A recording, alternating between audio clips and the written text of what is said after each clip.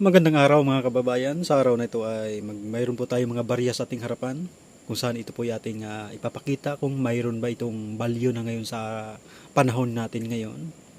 Isa-isahin po natin ang mga barya na ito kung saan galing ng mga bansa at mayroon din po tayong mga barya dito na nasa ating bansa na sinauna.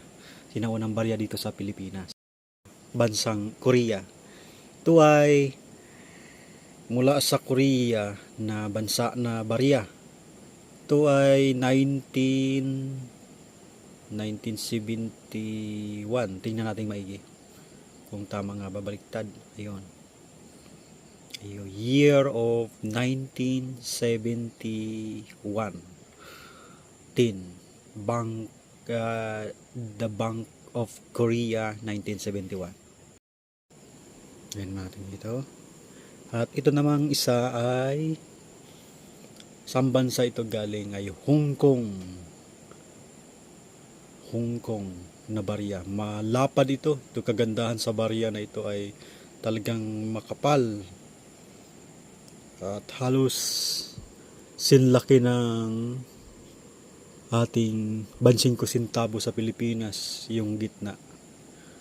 Kaganda ng barya na ito mga kababayan. Year of 1994. Ito ay Hong Kong dollar. May nakalagay dito po. Hong Kong dollar. Mga kababayan. Hong Kong dollar. Mag-comment po kayo kung ito ay mayroong value. Kung nais nyong bumili o mangulikta ng ganitong uri ng coins mga kababayan. $10. 1994. Dalawa ho ito mga kababayan. Kung interesado kayo sa barya na ito na $10, mag-comment lamang kayo at kung sinong gusto nito ay bibinta ko ito. Bibinta ko ito ng tag 3,500 isa dahil ganitong uri ng mga barya ay madalang na ho siya makikita sa panahon natin ngayon. Next, kasunod naman ay mula sa euro o yung 50 cent. Ito yung logo niya. 50 cents. Ang likod naman niya ay ito nakalagay. Ganito yung nakalagay sa likod. Year of 1999. Same siya sa isang euro katulad nito. 50 cents din. Ngunit ang likod ay kaiba sa isang euro ng ating napansin. Ito. Yung likod nila ay magkaiba. Ito may nakasakay na dito sa kabayo. Yung isa naman ay may logo ng isang babae na nakatayo o naka-side view. Magkaiba po yung kanilang uri ng 50 cents na to kasi itong isa nakasakay sa kabayo, medyo lalaki, tapos magkaibang logo kabilaan. Itong nasa aking kanan ay year 2002. Yung nasa aking kaliwa naman year of 1999. Kaibang barya na ito. Kung interesado kayo, mag-PM lamang kayo dahil ibibinta ko rin itong barya na to. Yan ang kanilang likod. 50 cents ang euro. Next ay ito naman. Anong bansa ito? Singapore. Singapore. Ito, 50 cents. Ito din ang barya ng Singapore ay talagang kaganda tingnan din ang barya na ito. Ito yung gilid niya. May nakalagay dito sa gilid na 4. Kabilaan. Yan. Hindi yan maklara. Ito. Republic of Singapore. Ito yung nakalagay sa gilid. Kaganda ng pagkagawa ng barya na ito mga kababayan. Year of 1990. Ito ay barya na mula sa bansang Singapore. Next ay ang barya na aking nakita sa daanan. Napulot ko ito. May nagkuskus sa barya na ito, sayang. Ang pinagmulan niya na bansa ay the Kingdom of Jordan. Mula ito sa bansang Jordan ang barya na ito. Ito yung kanilang queens na may nakalagay dito kalahating dinaryo.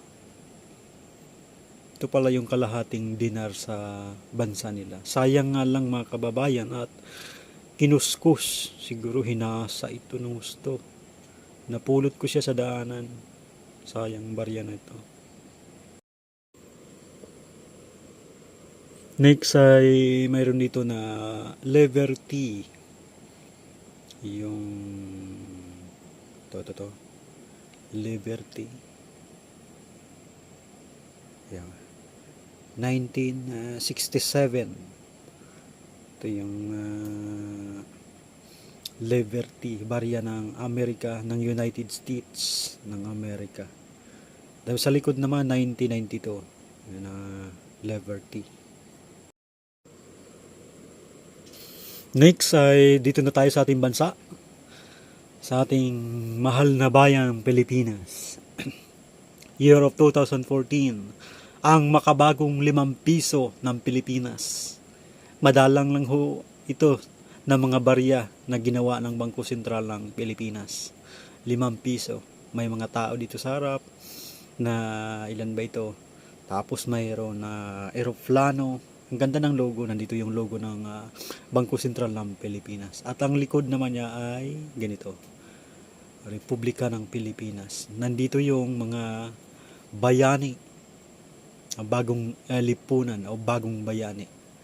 Dito nakalagay sila ang ating mga mahal na bayani na nagtanggol sa bansang Pilipinas. Kung interesado kayo ng ganitong uri ng 5 piso ay mag-comment lamang po kayo mga kababayan dahil kung nais nyo ng ganitong mga koleksyon na mga barya. Next naman ay ang ating barya na bagong ginawa noong 2017. Kagandang pagkagawa ng piso coins na ito dahil ganito yung kanyang hitsura. Kakaiba sa mga piso na ginawa dati ng Bangko Sentral ng Pilipinas. Kung inyong titingang maigi, nandito yung logo ng Bangko Sentral ng Pilipinas. Tapos may mga tao dito sa gilid. At sa baba naman may nakasulat na ganito. Ayan.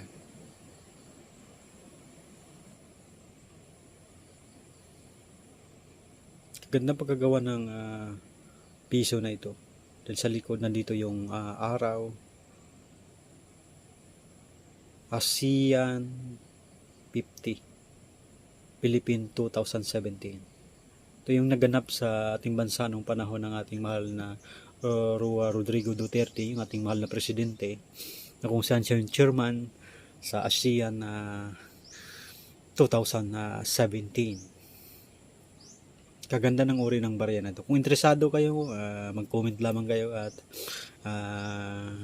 kung gusto nyo ng ganitong uri ng mga koleksyon na barya. Next naman ay ang ating 10 piso na kaganda din ang pagkagawa nito. Yung 10 piso kasi noon ay 2 tao, tapos papel, tapos mayroon din coins na 10 piso pero magkatabi ang mga bayani na 2. Ngayon, nag-iisa na lang ang bayani nga nilagay dito. At kaganda ng pagkagawa ng 10 piso na ito. Ang bayani nga nakalagay dito ay si Apolinario Mabini.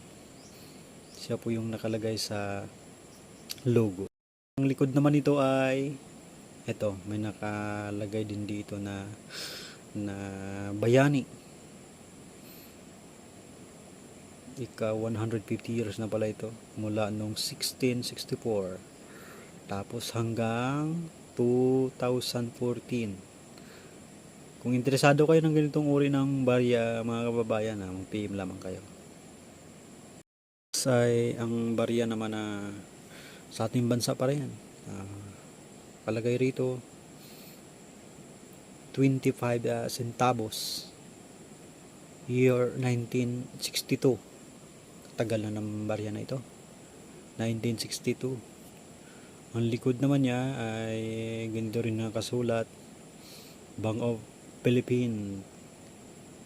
Bank of Philippines, Central Bank ng Pilipinas.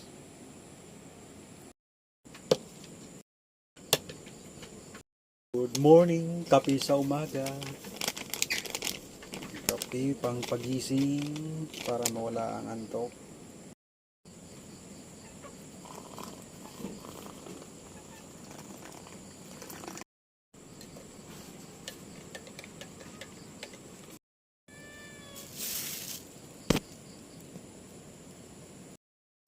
Tinapay natin.